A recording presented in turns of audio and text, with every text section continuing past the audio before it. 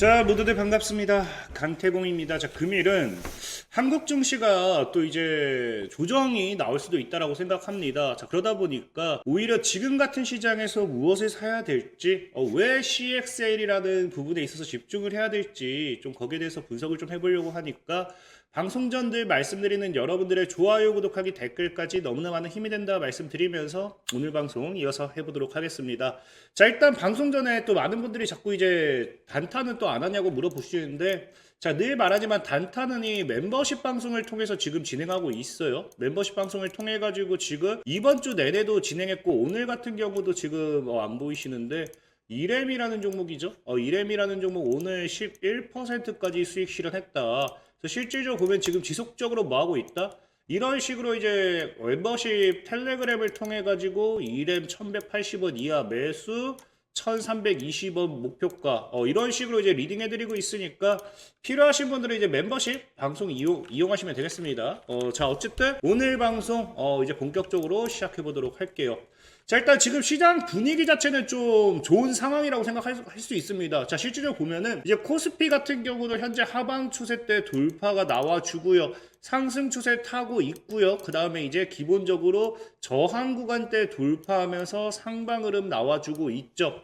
자, 그러다 보니까 지금 현재 일단 리스크로서는 장기 평대 리스크가 좀 존재한다. 그리고 현재 이 코스피 시장의 상승 흐름을 만들고 있는 건 누가 만들고 있다? 외국인들 팔고 있고요. 기관들이 어거지로 끌어올리는, 그러니까 사실상의 우리 늘 방송하다 보면은 시장 분위기에서 나오는 이런 것들 있잖아요. 외국인들은 팔고 있지만 우리나라 증시 방어하는 게 기관이다, 이런 이야기 많이 들어보셨을 겁니다. 자, 그런 것처럼 지금 이 코스피 지수는 사실상의 기관이 방어하고 있는 부분이기 때문에 기관의 방어 역시도 어느 정도 한계점이 다다를 수밖에 없습니다. 그러다 보니까 이 상승 추세 때는 유지하면서 이 조정이 나올 수도 있다. 그래서 상승 추세가 무너지는 순간이 사실 제일 큰 문제겠죠.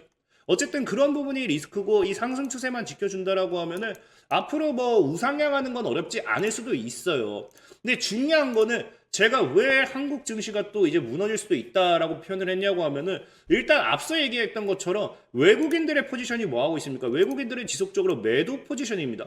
그러니까 지금 외국인들의 매도 포지션이 너무 강하게 나오고 있고요. 그리고 또 오늘 이제 또 뉴스가 나온 게 어찌 보면 이게 악재죠. 그 악재 중에 하나가 뭐냐고 하면은 이제 뭐 하겠다. 4월 초, 이르면 4월 초에 이제 상호 관세를 부과하겠다라고 해요. 그러니까 상호 관세라는 건 여러분들도 알다시피 서로가 이제 관세를 부과한다라는 겁니다. 그렇기 때문에 뭐 너가 관세를 덜 부과하면은 나도 덜 부과하고요. 만약에 너가 관세를 더 부과하면은 나도 더 부과하고, 이런 부분인데, 중요한 게 뭐예요? 우리나라 같은 경우는 지금 이제 이 협상에 대한 상호 관세와 함께 협상의 여지를 남겨주면서 낙석 시장이 상승했다라고 하지만, 우리나라 같은 경우는 애초에 뭡니까? FTA를 맺었기 때문에 대다수의 제품에 사실상의 관세가 없습니다. 그러니까 우리나라 같은 경우는 더 낮춰줄 관세가 없는 상황이에요. 그러면은 서로 관세를 더 부과했지 낮춰줄 게 없다는 겁니다. 근데 이걸 뭐라고 한다? 4월 1일까지 이제 우리가 협상을 통해서 언제든지 바꿀 수 있다라고 하는데, 문제는 뭐다? 문제는 우리나라가 협상을 할 리더가 없죠. 지금 대통령이 지금 사실은 부재입니다. 부재이기 때문에 이걸 협상을 못하는 상황에서는 굉장히 상호 관세에 대한 타격이 우리나라가 클 수밖에 없고요. 그럼 여기서 트럼프 대통령이 이야기하는 게 뭐냐? 반도체와 자동차도 관세 검토하겠다라고 하면은, 사실상 지금 협상이 이루어지지 않는 상황에서는 우리나라의 자동차와 반도체 업종은 그냥 관세 타격 그대로 직방으로 맞을 수밖에 없다는 겁니다. 굉장히 사실은 이게 우리나라 증시의 악재로 봐야겠죠. 여기에 추가적으로 또 이제 뉴스가 나온 게 뭐가 있습니까? 안 그래도 반도체 관세가 이제 부과가 될 확률이 굉장히 높은데, 여기에다가 또 뭐까지 해버리겠다. 이제 미국이 이야기한 게, 백악관 이야기한 게 뭐다? 반도체법에 대한 보조금을 재협상을 추진하겠다. 그러니까 우리가 바이든 행정부에서 이 보조금에 대한 부분을 다 최종적으로 결론 짓고 갔지만, 전에도 제가 한번 말씀드렸을 거예요. 이거는 사실 최종적인 결론이지만 트럼프 대통령이 언제든 뒤엎을 수 있다. 그러니까 지금 이거예요. 뒤엎는다라는 겁니다. 그러니까 이게 어떻게 될지 모르는 상황이다 보니까 지금 우리나라 반도체 업황들에게는 너무나 직격탄을 맞을 확률이 굉장히 큽니다. 그러면 우리나라 반도체 업종이 무너진다라고 하면은 어쩔 수 없이 지금 우리나라 증시는 빠질 확률이 굉장히 크겠죠. 그러면 우리가 여기서 살아날 수 있는 방법은 없느냐? 아니요, 분명히 있어요. 늘 말씀드리지만 시장이 빠진다 하더라도 올라갈 종목은 올라가거든요. 그래서 그 올라갈 종목이 저는 CXL이라고 보는 거예요. 왜 CXL이라고 보느냐? 이거는 이제 반도체에 대한 흐름을 여러분들이 좀 이해를 하셔야 됩니다. 지금 이 트럼프 대통령 같은 경우가 반도체 관련해 가지고 지금 계속해서 이야기하는 게 자국이 이제 반도체에 대해서 굉장히 뭐 이 반도체를 되찾겠다라고 하면서 반도체 자급자 종목 이런 이야기를 해요. 근데 중요한 거는 사실 뭐 여러분들이 봤을 땐 트럼프 저거 뭐 나쁜 놈 뭐 이렇게 얘기할 수 있지만 트럼프 입장에서는 굉장히 현명한 겁니다. 굉장히 현명한 게 뭐냐고 하면은 지금 미국 같은 경우는요. 중국과의 무역 전쟁을 지속적으로 이제 진행하고 있습니다. 지속적으로 진행하고 있는데 중요한 게 뭐냐고 하면요. 이 반도체라는 부분에 있어서 TSMC와 삼성전자, SK하이닉스 이 세 가지 기업만 놓고 본다라고 하면은 전 세계의 점유율이 너무 높아요. 그러니까 TSMC와 삼성전자, SK하이닉스 이 세 기업이 무너진다라고 하면은 미국 같은 경우는요. 반도체 업황에 있어서 그냥 직격탄입니다. 그대로 맞아버립니다. 근데 이게 왜 문제가 되느냐? 이거는 과거에 이제 미국의 상황을 보셔야 돼요. 미국의 상황을 봐야 되는 게 뭐냐? 자, 보면은 과거에도 이야기가 나왔지만 중국이 대만을 계속해서 공격한다 하잖아요. 그러니까 뭐예요? 중국이 대만을 침공하게 되면요. 당연히 TSMC 같은 경우는 중국에 넘어갈 수밖에 없습니다. 그러면 이게 미국에 당연히 타격을 입힐 수밖에 없는 상황이에요. 그러니까 첫 번째로는 지금 중국과의 대만 관계에서 TSMC가 이제 중국에게 뺏길 경우 이제 앞으로 무역 전쟁에 있어서 굉장히 큰 타격을 받을 수밖에 없는 게 미국의 상황이에요. 그리고 두 번째로는 이제 우리나라겠죠. 우리나라 같은 경우도 지금 미국이 이야기한 게 뭐냐? 이제 대만이 이제 넘어가게 되면요. 한국은 자연스럽게 중국 속국이 될 것이라는 게 시장에서 보는 관점입니다. 그리고 실질적으로 이미 뭐라고 이야기하느냐? 이미 중국의 영향력이 너무나 한국에겐 강하다. 그래서 이미 이제 한국의 대다수는 중국에게 넘어갔다라는 게 미국에서 보는 시점인 거예요. 그러니까 지금 트럼프 입장에서는 중국을 견제하면서 중국과의 무역 전쟁이라든지 이런 것들이 진행해야 되는데 앞으로의 첨단 산업에 있어서 인공지능, AI, 휴머노이드 모든 영역에 있어서 반도체는 필수적입니다. 그런 부분에 있어서 TSMC와 한국의 삼성전자, SK하이닉스 이런 기업들의 점유율이 굉장히 높기 때문에 사실상 뭐 할 수밖에 없다. 앞으로 중국과의 이런 무역 전쟁에 있어서 굉장히 걸림돌이 될 확률이 굉장히 크다는 거예요. 대만도 지켜야 되고요. 한국도 지켜야 되고요. 이제 그렇게 되면은 트럼프 입장에서 굉장히 머리가 아프겠죠. 그러니까 차라리 뭐가 된다? 그냥 반도체를 자국에서 완전히 자급자족을 함으로써 이 기술에 이제 뭐 한다? 기술 패권 경쟁에서 우위를 점하겠다. 이겁니다. 그러다 보니까 이제 뭐가 돼요? 이제 앞으로 반도체에 관련되어 있는 부분에 있어서 미국이 앞으로 안정적인 공급망을 확보하겠다. 그렇게 되면 이제 반도체를 또 확보하게 됨으로써 뭐까지 따라옵니까? 이제 중국과의 기술 패권 전쟁에서 우위를 점할 수 있게 되겠죠. 그리고 여기 추가적으로 미국 내 일자리까지 창출하게 되겠죠. 그러니까 지금 트럼프 입장에서는 이 반도체 관련되어 있는 부분만 가져오게 된다라고 하면은 진짜 그냥 일석이조가 아니라 얻을 수 있는 게 너무 많은 거예요. 그러니까 사실 경제적으로 봤을 때 트럼프가 지금 반도체를 건드리는 건 어쩔 수 없는 상황이라는 거다라고 좀 보시면 좋고, 그러다 보니까 사실 이걸 건드리게 되면은 어쩔 수 없이 우리나라는 타격을 입을 수밖에 없습니다. 입을 수밖에 없는 상황이고, 그럼 여기서 왜 CXL을 봐야 되느냐를 놓고 본다라고 하면은 일단 TSMC는 배제할게요. 남의 나라니까 배제할게요. 우리나라에서 삼성과 SK하이닉스가 타격을 입는데 CXL이 반세를 받는 이유만 좀 설명드리겠습니다. 왜 그렇게 되냐고 하면은, 자, 지금 일단 보게 되면은 기본적으로 일단은 관세를 이제 부과한다든지 뭐 이렇게 된다라고 하면은 당연히 우리나라 타격이 밀 수밖에 없는 게, 자, 보면 알겠지만 지금 기본적으로 현재 이 반도체에 있어서 대표적인 게 뭐냐? HBM과 이제 뭐예요? D램이죠? 이게 D램이고요. D램 점유율이고 HBM의 점유율이에요. 그 다음에 이제 오른쪽 같은 경우는 낸드 플래시 점유율입니다. 그래서 보면 알겠지만 삼성전자, SK하이닉스가 엄청나게 비중이 높아요. 그러니까 낸드 플래시 쪽만 보면은 이 사이에 키옥시아가 좀 껴있긴 하지만 어쨌든 중요한 게 뭐냐?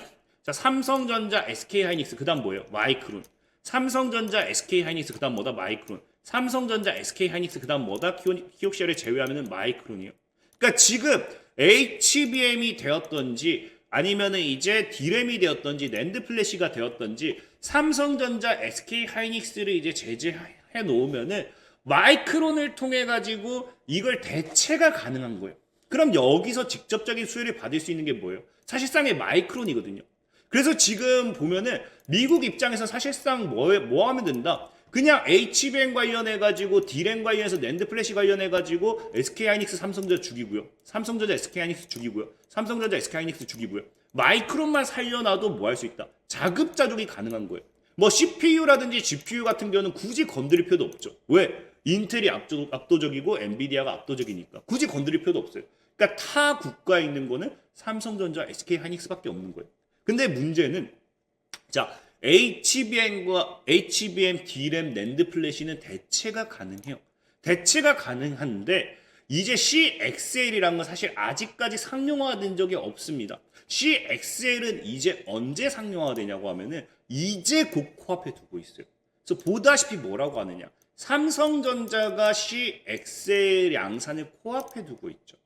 그래서 지금 이제 CXL 같은 경우는 아직까지도 상용화된 적도 없고 이제 곧 양산돼서 상용화가 될 거기 때문에 이거는 미국이 아무리 뭐 관세를 부과하고 제재를 가한다 하더라도 우리나라를 대체할 게 없다라는 겁니다. 뭐 이렇게 얘기하면 여러분들이 마이크론도 이제 CXL 관련된 사업 투자하잖아요 라고 할 수도 있어요. 틀린 건 아니에요. 틀린 건 아닌데 이건 여러분들이 이제 여기서 잘 정리하는데 이 뉴스 기사를 좀 보면은 보면은 AI 가속기 확장판, AI 가속기 확장 끝판왕, 뭐 CXL 기반 메모리에서 이제 이 그 시간별로 따른 이게 나옵니다. 보면은 삼성전자가 가장 큰 수혜를 받을 수 있는 게 뭐냐고 하면은 업계 첫이에요. 첫.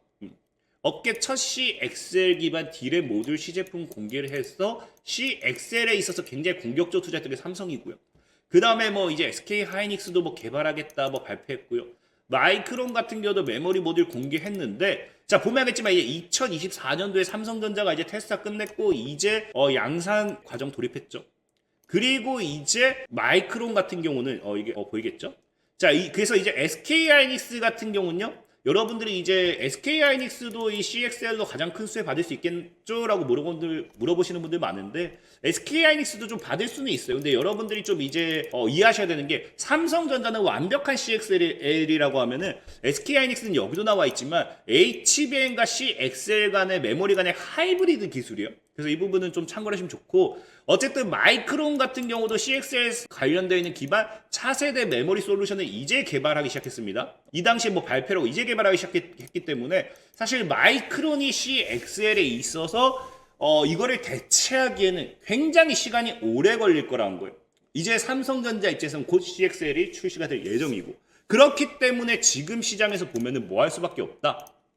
자, 트럼프 대통령의 이제 반도체 관세 정책이 지금 D램이라든지 HBM이라든지 낸드 플래시 이 세 가지에 있어서는 우리나라 기업들이 크게 타격을 받을 수밖에 없습니다. 왜? 반사이익을 받을 마이크론이 충분히 대체가 가능하니까. 근데 뭐다? CXL 메모리 관련해서는 지금 삼성 외에 상용화된 대체 제품이 없습니다.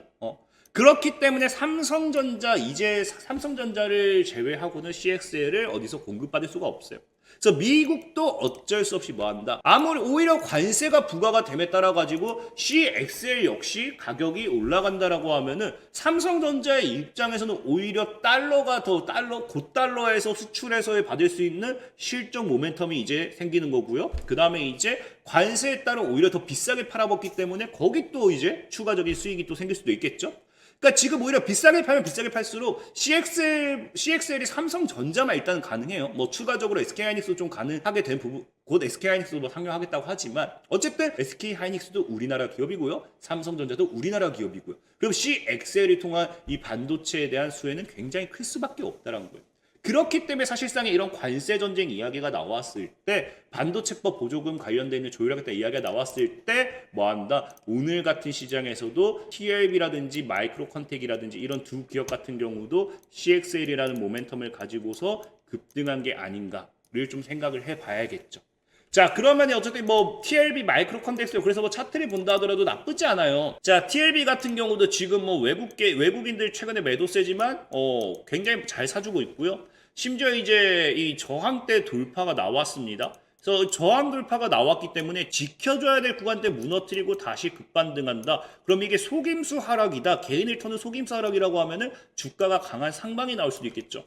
다만 지금 자리가 또 저항이에요. 또 저항이기 때문에 이 17,000원대를 지켜내는지를 보셔야 돼요. 그래서 어쨌든 TLB 같은 경우도 차트적으로는 크게 리스크가 있다기보다는 뭐 15,000원까지만 크게 안 무너뜨린다라고 하면은 충분히 또 2만원, 3만원까지 올라갈 가능성이 크다라고 볼 수 있겠고요.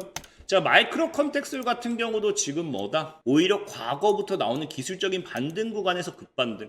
그래서 지금 마이크로 컨텍스로 수급이 좀 없어요. 수급이 없는 게 마이크로 컨텍스 시가총액이 400억인가 밖에 안 될 거예요. 400억인가 밖에 안 되니까 말 그대로 굉장히 저가형 종목이죠. 저가형 스몰캡 종목. 그러니까 이런 종목들은 강한 수급이 들어올 수가 없어요. 강한 수급이 들어올 수 없고 다만 이렇게 지켜주는 관점에서 다시 한번 이제 이런 박스권을 만들었을 때는 정말 14,000원까지 다시 올라갈 수도 있지 않나 좀 생각을 해보고 있습니다. 자, 그래서 어쨌든 오늘 뭐 CXL 관련되어 있는 종목 이제 마이크로 컨텍솔이라든지 TLB가 움직이는 걸 봤을 때 분명히 CXL 관련되는 시장은 이제부터 시작이지 않을까 좀 생각을 해볼 수 있는데 중요한 건 뭐다? 해당 두 종목을 우리가 매수하기에는 늘 말씀드리는 이미 급등한 종목을 여러분들에게 사라라고 저는 하지 않는다라고 말씀을 드렸죠. 그래서 오늘 저는 또 다른 종목도 같이 봤으면 좋겠다라고 이야기하고 싶은 종목이 뭐냐고 하면은 자, 첫 번째로는 이제 퀄리타스 반도체고요. 그다음에 두 번째로는 엑시콘이라는 기업입니다. 그래서 이 두 기업 같은 경우도 보면은 이미 과거부터 뭐 했다? 자, 퀄리타스 반도체 같은 경우는 세계 정상급 기술 최초 개발했다라고 하면서 CXL 관련되는 반사행 모멘텀 가져가고 있고요. 엑시콘 같은 경우는 삼성전자가 이제 CXL을 양산 시작한다라고 하면은 검사 장비를 공급한다 해서 반사익을 받는 기업입니다. 그래서 지금 퀄리스타 반도체 같은 경우도 차트도 지금 하방 추세 돌파하고 상승 추세 돌리고 있고 15,000원대만 이제 뚫어내준다라고 하면은 굉장히 메리트 있는 구간이에요. 뭐 외국인들 매수세는 좀 약하긴 하고 최근에 기관계 수급이 좀 많이 들어오는 모습도 확인되고 있습니다. 다만 퀄리스타 반도체의 이제 가장 큰 리스크는 뭐냐고 하면은 이 기업이 지금 보다시피 실적이 완전히 개박살이에요. 개박살이기 때문에 사실상의 여러분들이 이제 무서워할 수 있는 상장 폐지 리스크라든지 실적에 따른 이런 리스크는 존재합니다. 그렇기 때문에 퀄리타스 반도체 같은 경우는 개인적으로는 3월달이죠. 3월달 다가오면서 이제 감사보고서가 슬슬 나오기 시작할 거예요. 감사보고서를 보고서 접근하는 게 낫다. 괜히 접근했다가 거래 정지라든지 이런 것들이 나올 수 있으니까 감사보고서를 보고서 여러분들이 좀 더 분석해보시고 접근하는 게 낫다라고 좀 말씀드리고 싶고, 자, 두 번째로는 이제 엑시콘이라는 기업입니다. 자, 엑시콘은 사실상의 수급만 봤을 때는 큰 메리트는 없어요. 근데 어쨌든 이따 하방 추세 때 돌파 나왔고요. 이제 퀄리타스 반도체처럼 우상향 추세 타주고 있고요. 이제 이 삼각 수렴 때만 강하게 돌파해 준다라고 하면은 뭐 할 수 있다? 또 강한 우상향 나타날 수 있는 게 엑시콘이라는 종목이에요. 그러니까 엑시콘 같은 경우는 사실 차트만 봤을 때는 뭐 퀄리타스 반도체보다 단기간에 크게 올라갈 만한 차트는 아닙니다. 다만 실적인 부분이죠. 실적인 부분에서 봤을 때 뭐 여러분들이 걱정할 만한 상장 폐지 리스크 이런 게 없기 때문에 오히려 모멘텀을 가지고서 이제 가지고 간다라고 하면은 엑시콘이 보다 조금 안정적으로 가져갈 수 있는 종목이지 않을까 좀 생각해 보면서 오늘 방송 마무리해 보도록 하겠습니다. 자, 지금까지 강태공이었고요. 여러분들의 좋아요, 구독하기, 댓글까지 너무나 많은 힘이 된다 말씀드리면서 자, 모두들 안녕.